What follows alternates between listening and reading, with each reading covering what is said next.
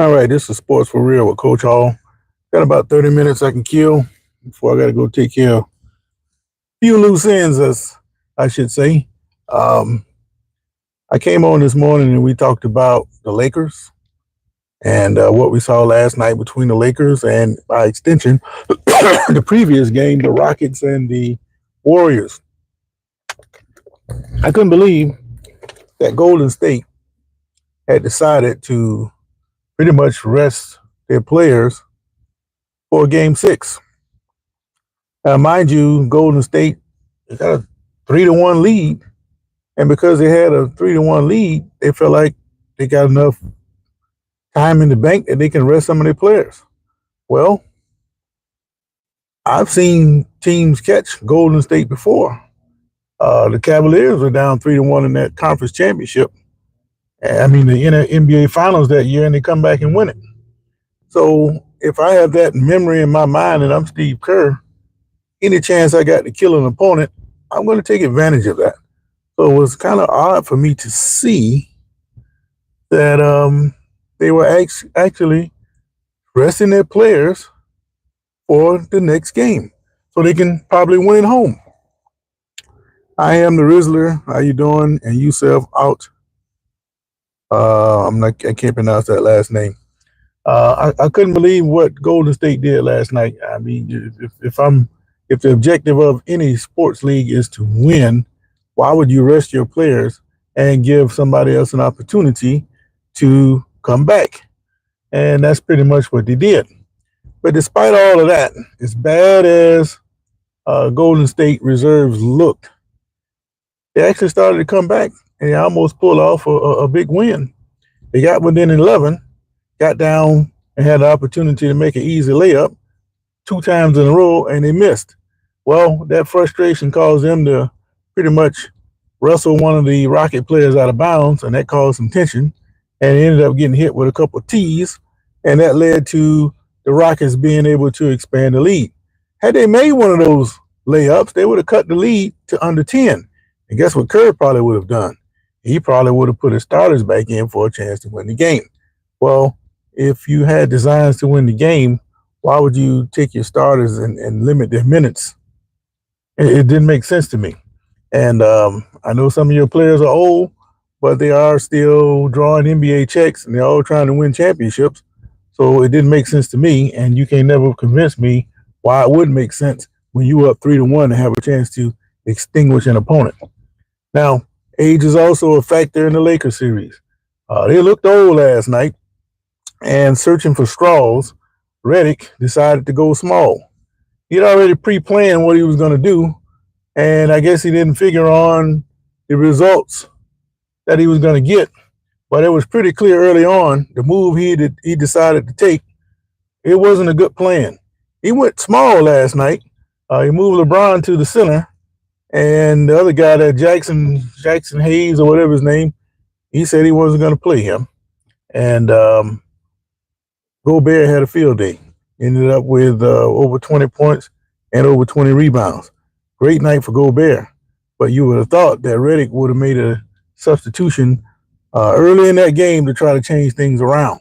Those guys are on the roster for a reason, and when it's time to use them, you got to use them, and he did not do them. All right, Pablo Max, how you doing, man? Hello, Pablo. Look like you say you're from Brazil. Rizzler says you glad that the Timberwolves won. Well, Timberwolves deserved to win that series. They pretty much outcoached, outthought, and outplayed the Lakers. And for whatever reason, Lakers fans worldwide, they can't seem to take it. It kind of remind me of Cowboys fans. When the Cowboys lose, everybody seems so distraught and heartbroken, as if this team was not supposed to lose. I mean, it's been a long time since the Cowboys claimed the championship of the whole league, but these people act like they should get it all the time because they're the Cowboys. Same thing with the Lakers. The Lakers are not mandated to be in the championship, nor are the Celtics, nor are any other team. So like Rizzler said, if the Timberwolves are worthy enough to win the game, so be it. Now, the thought to that is a lot of people think that you need household names in the championship. so you can sell a viewership. A lot of people are going to be watching. In other words, people will watch a championship if the Lakers and Celtics are playing as opposed to, say, Minnesota and Orlando. I beg to differ. If I'm into the sport, regardless if it's my team or not, and they won their way to the championship, that's what I want to see in the championship. Not some team because of what their name is. That doesn't mean anything to me. But Redick is under fire for the decisions he's made, 2 games in a row. And LeBron, he comes out, and I noticed this about LeBron lately. He's been doing things uncharacteristic. He's saying things that he probably shouldn't say, that he wouldn't have said in years past. I guess if he's coming to the end of his career, he don't care. And he mentioned Anthony Davis and the trade with Luka Doncic.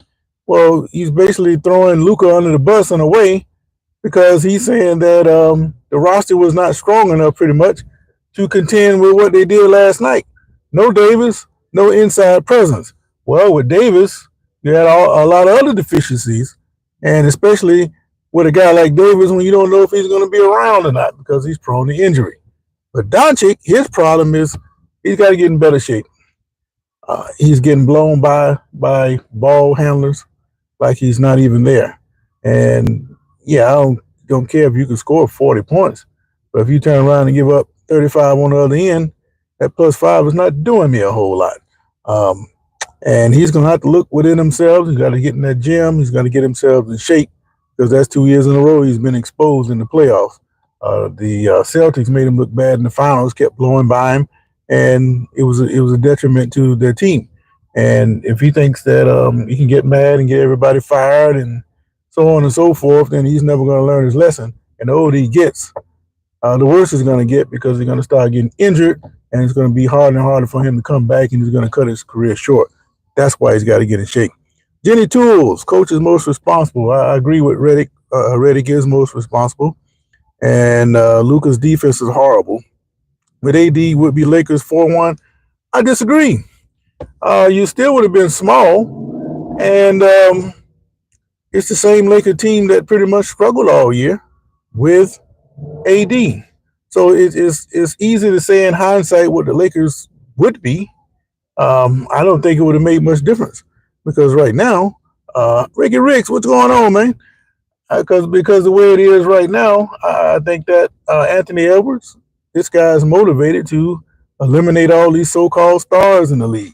He wasn't supposed to win this series, so to get rid of Luka and LeBron at the same time, especially when they said he was going to whip Minnesota, and that this was a trade that was going to get the Lakers over the hump, a guy like that gets relished.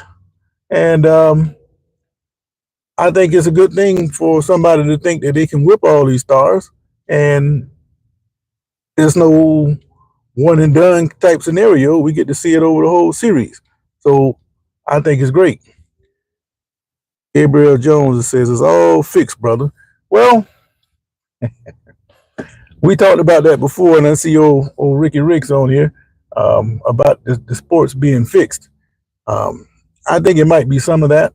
I wonder last night if the league called Golden State and told them to pretty much throw that game against the Rockets. Like I said, I can't understand when you got a chance to eliminate somebody, you decide not to play your players because of you want to rest them. Well, if you're going to rest them, you got to play an extra game. Had you won the game, you would be playing Minnesota in the next round. You probably would have got 4 or 5 days before the first game. Now, by losing, not only do you have to play this extra game, you open yourself up for a possible additional game before you even get to Minnesota. So if you have to go to game 7 and then go play Minnesota, then you don't get any rest at all. So I don't see how it makes any sense. And I'd like to hear what some of you guys are saying about that. I put the poll vote up. The real topic I want to talk about today was old James Harden. James Harden has a reputation of being a choke artist when it comes to championship time. And when they were 2-2 the other night, he didn't play very well. He didn't have very many points.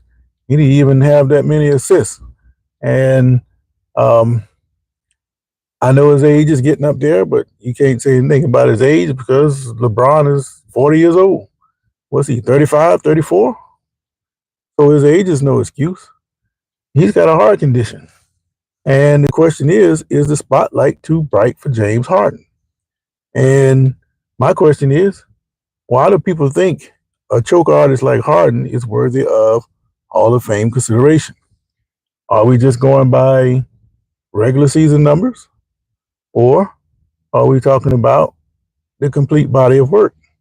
If you have great regular season numbers and you can't back it up in the playoffs, then I think it diminishes it greatly. And it's just like what we were saying about Houston, the Rockets with Jalen Green. I guess this guy was lighting up during the regular season, but now that the playoffs are here, he hasn't played very well. You cannot be so inconsistent where you can score 5 tonight, 7 this night, 9 the next night, and then maybe you got one game out of 6 or 7 where you score 38. He did score 38 in that second game against Golden State, so you figure he was out of his slump, right? Well, ever since then, he's been barely able to get it to 210. Now, he got like 17 last night, but then again, he wasn't playing against the top tier players from Golden State. It was their backup players. So, who is the real Mr. Green? But it's not unusual for these guys to be stars in the regular season and then choke during the playoffs. They make their money for the postseason, and right now these guys they are not earning their money. And I think that like the Heat should have taken that playoff money they got for playing against the first round against who that whipped the Heat? Cleveland. They should divide that money up and give it to their fans. And same thing last night. The Rockets should do the same thing because they didn't earn that money last night. It was given to them. Rick says it's not that Harden chokes. He just plays basketball and others trying to win. Okay. So in other words, Harden is not trying to play to win. That's what you mean? Hold on, hold. Patrick Stewart. Now, I know this dude here. Now, if I know plenty of Patrick Stewarts. Now, you say you from the J School. This the cat from Birmingham. Man, where you been, man? Subscribe, man. Hit me up on the comments, man. What up, Rattler? This is P. Used to work at the J School. Man, you have to describe to me. I'm getting old, but I know who I'm talking to, man. Nice to hear from you, man. But send me a note. It's one of those hard work beats talent type of things. Okay, Rick, so let me ask you this. Does Harden have the talent to advance his team to the next round? Can he get it 3-3 tonight against the Nuggets, or is it all over with for the Clippers? Because you're giving me riddles here, and it's been a long day, and I can't figure it out, man. So tell me what you're talking about, Rick. I'm lost. All right. Will Harden choke again tonight? That's the quiz. And right now, most of you are saying yes. Now, I was listening to one of the radio shows today, and the guy say that they don't have any confidence in Harden. So what they're thinking that Ty Lue should do is to put Harden out there and let him go 1-on-1 early in the game and see how he plays. If he's attacking and trying to score to win, then you roll with him. But if he's not doing that, put him on the bench. I don't know if I would go that far, but I don't have a problem with testing a guy just to see if he's really up for the challenge. But it doesn't help the Clippers either way, because if he's not out there contributing and you take him out of the equation, that leaves Kawhi out there pretty much by himself.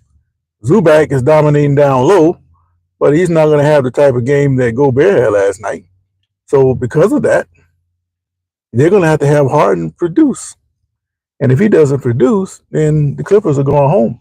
And this is one of the teams that people are saying could possibly challenge OKC for the Western Conference title.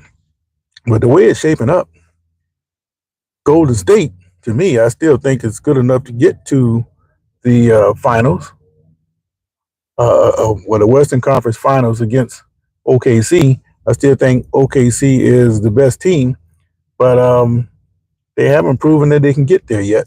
And until they do that, people are going to question, can they do it? And Golden State, if they get production from Jimmy Butler, 20 points or more, then add Curry's 25 to 35 range, then the Golden State is very dangerous. But when Butler first got to Golden State, even though they were playing a lot better and winning games, he was only scoring like 10 points. You can't depend on Steph Curry to score 35 and Butler only scoring 10. If they play like that against Minnesota, then they won't be able to beat Minnesota. But I expect Golden State, they're going to get by Houston, and they're going to turn right around and knock off Minnesota, and they're going to get it on with OKC for the Western Conference Finals. All right. JC says Harden will be fine tonight. I don't see him choking on the big stage this season. Well, he didn't show up the other night, JC, and he didn't look too good. And, once a player starts to struggle and he's got a history of struggling in big games like that, then it's going to be in the back of his mind. And if it's in the back of his mind, he's thinking too much. He's not playing. Kind of like what Ricks is beating around the bush with. And I kind of agree with that. But I like to see if they can push it to a seventh game. Now, one thing that they're going to have to stop tonight is Murray. Murray is wishy-washy. He kind of pulled a Jalen Green. He's been struggling. He's been playing pretty well since he come back from injury, though. I give him credit. He's been averaging about 17 a game since he came back. But the other night, he exploded for 43. The Clippers cannot afford for him to get off like that. And the question is, can Murray do that same kind of thing on the road? That's a common trait with NBA players. They're great at home when the crowd is cheering for them. But when they have to go on the road, they tend to give different results. So the question is, can Murray play half as good as he did the other night? And if he does, scores 24-25, then Denver's going to win this game. And that'll make for some pretty good TV. But the other game is Detroit and the Knicks. Detroit fought back, unlike what Miami did the other day, and they were able to push it to a 6 game. Hold up. I think I see a little something here I need to go take a closer look at. Stand by a second.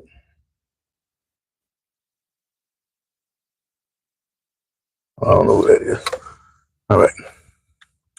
But I just want to come on and recap what I was saying this morning. I don't want to talk too long. I got a little something I need to take care of. As always, I appreciate you guys chiming in with me. But I had to come on and say something about the Lakers.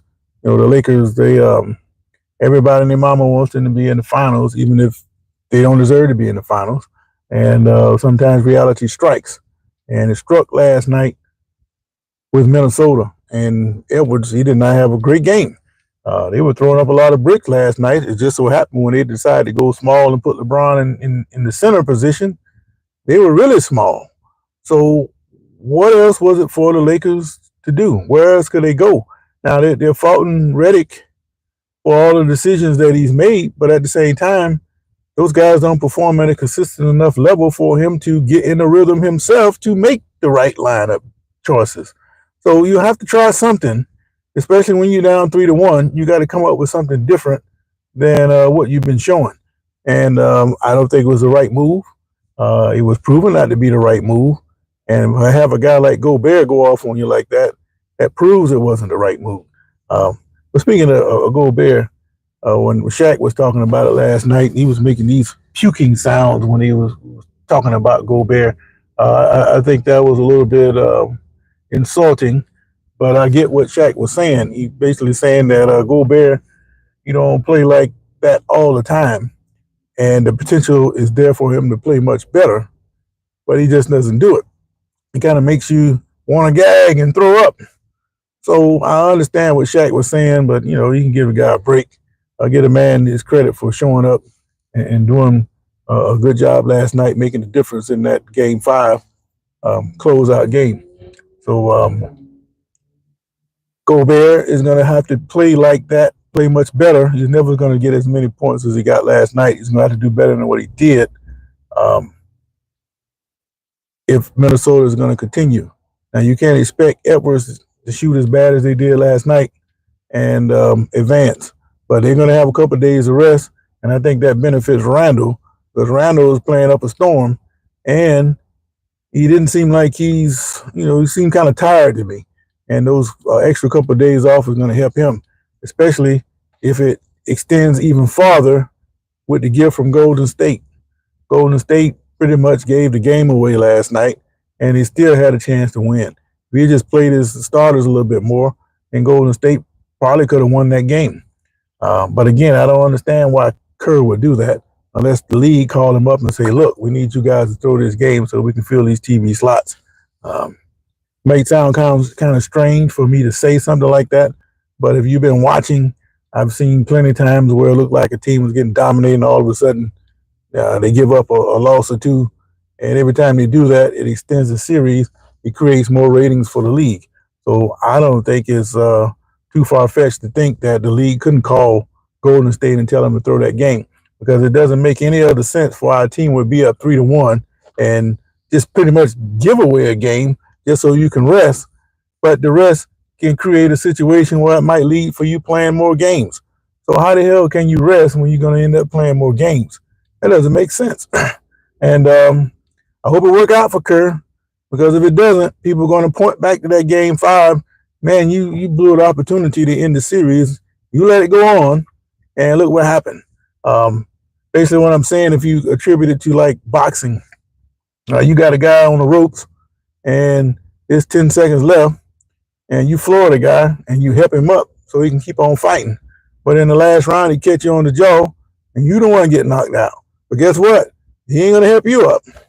He was a fool for doing that, and I think it was a foolish move for Golden State to do what they did. But as far as the Lakers, like I said this morning, I think LeBron probably is going to be out of there, whether he retires or not. It's clearly going to be Doncic's team based on the contract that he was given. They're going to have to build around him. Even if LeBron comes back, I will go out and get me one of those athletic swing guys and get me a dead-eye shooter, and then the Lakers will be a completely different team because Doncic, he'll go to the hole sometime, but he's more of a spot-up shooter to me.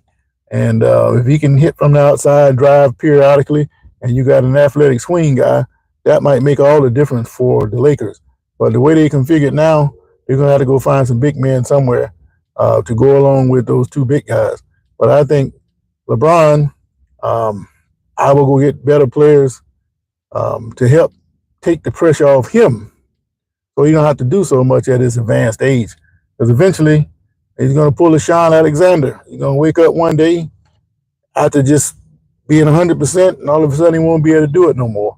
And that can be expected from a guy like James, who's got so much mileage on his body. He can time out at any time. I hope that doesn't happen to him. I hope he just fade away in the sunset and go from there. But a guy like him, what else is he going to do except play basketball? And the more he plays, the more he adds to his record book. And that might be what he's really after, just to see how far he can go. But in the meantime, there's going to be some great games tonight. So I appreciate you guys chiming in with me. And let me check this poll vote one time before I split. Most of you are saying that Harden will choke tonight. And I hope he doesn't. But it wouldn't surprise me if he didn't. Matter of fact, I'm not putting any parlay money on him tonight. And that'll be the time he kills me. But that's the way it goes sometimes. But Patrick Stewart, man, you hadn't heard from you, man, when that was. I left J school in 96. So, what, 29 years? Man, that's a long time, and it don't even seem that way. I hope everything's been fine for you, brother. But hit me up on the comment box, man. Let me catch up with you. So until next time, matter of fact, I'll see you guys in the morning. Unless there's some breaking news I need to wrap on. Catch you guys in the morning, and we'll talk about the action that took place tonight. So until then, I'm out. Peace. Yeah, a lot of people think Harden's going to choke.